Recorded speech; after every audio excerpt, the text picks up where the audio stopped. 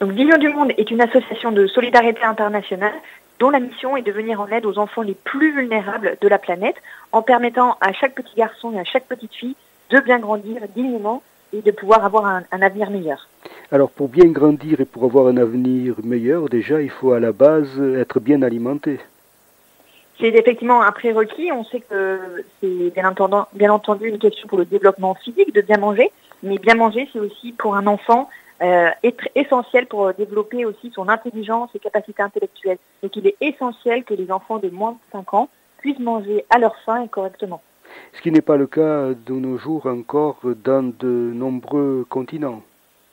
Oui, je dirais que la situation s'est vraiment empirée, aggravée, et que les efforts, les améliorations qu'il y avait eu ces dernières décennies ont été complètement mises par terre. Et aujourd'hui, il y a une vraie crise de la faim mondiale.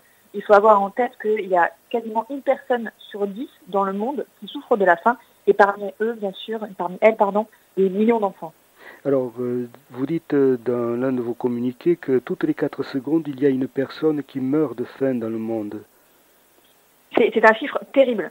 C'est vraiment terrible. Je vous remercie d'ailleurs pour cet échange ce matin. On ne le voit pas dans les médias, en particulier en ce moment en Afrique de l'Est. Et là, du fait des sécheresses, du fait de la perte du bétail à cause des phénomènes climatiques intenses, les gens n'ont plus à manger. Et effectivement, un peu partout dans le monde, ce n'est pas uniquement en Afrique, également en Asie, en Amérique latine, les gens souffrent de la faim et en meurent.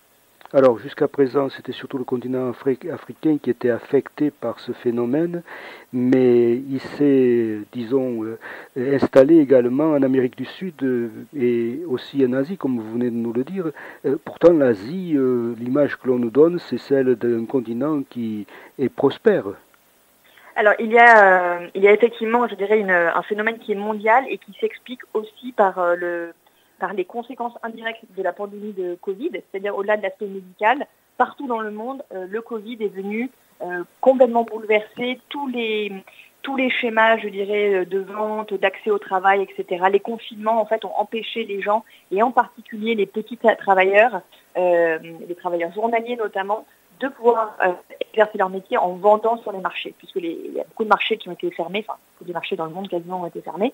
Donc, cette incapacité à vendre a posé problème, et après, les gens se retrouvent pris, je dirais, dans les enjeux en fait, internationaux et mondiaux qui font qu'il y a eu une hausse des prix, notamment avec la guerre en Ukraine ces dernières années. Donc, c'est ces deux phénomènes combinés, conséquences de la pandémie, plus crise, on va dire, autour des prix, tensions sur les marchés internationaux qui affectent tout le monde et pas seulement en effet le continent africain. On dit aussi que la plupart des enfants, ceux qui sont scolarisés, ne font qu'un repas par jour et qu'en plus ils ramènent quelque chose de ce repas à l'école, à leur famille. Est-ce que c'est le cas ? Alors oui, cette question de la disponibilité de la nourriture met exactement, et en effet beaucoup de tensions. On sait que malheureusement un enfant qui a faim, c'est comme le dicton français, je dirais un ventre affamé n'a point d'oreille. Un enfant qui a faim, c'est un enfant qui va pas pouvoir écouter, qui va pas pouvoir apprendre correctement, et même qui n'aura pas envie d'aller à l'école tout court. Et après, cette absence de nourriture ou ce faible accès à la nourriture crée des énormes tensions dans les familles.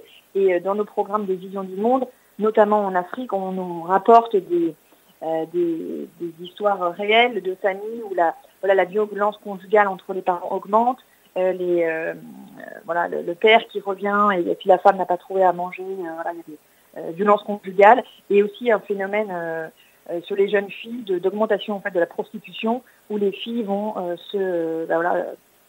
avoir en dernier recours, enfin tous les recours pour survivre tout simplement et ne pas mourir de faim. Alors le 16 octobre aura lieu la journée internationale contre la faim. C'était une journée qui était organisée traditionnellement mais qui a été un petit peu mise en éveil à cause du Covid.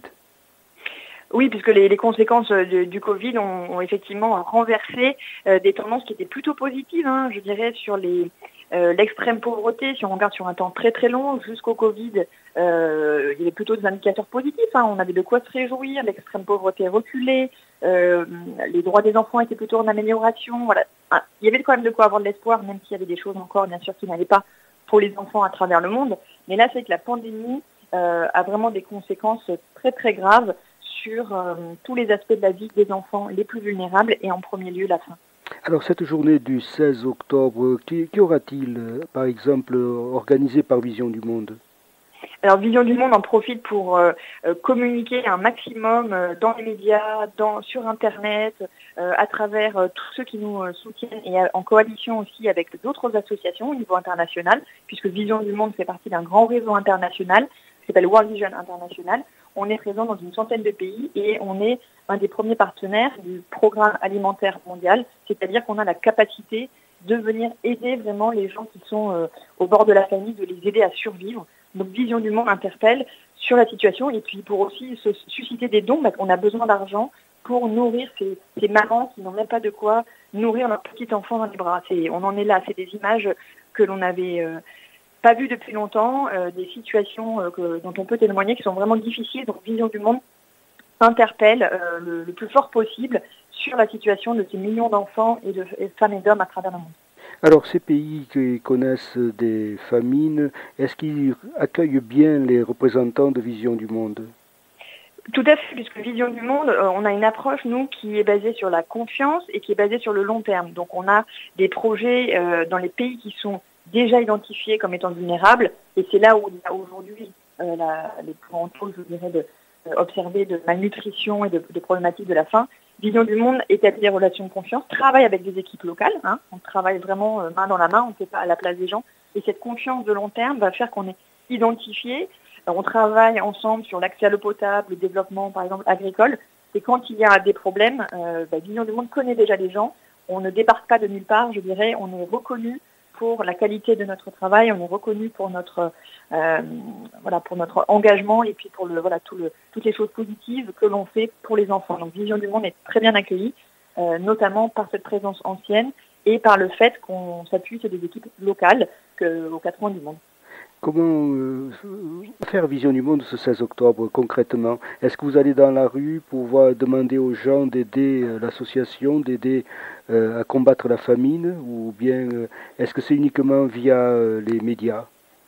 Alors cette année, c'est uniquement via les médias et je vous remercie puisque ce sujet n'est malheureusement pas du tout assez mis en avant. Donc c'est par les médias. On a une page Facebook que je vous invite à aller voir ou Instagram.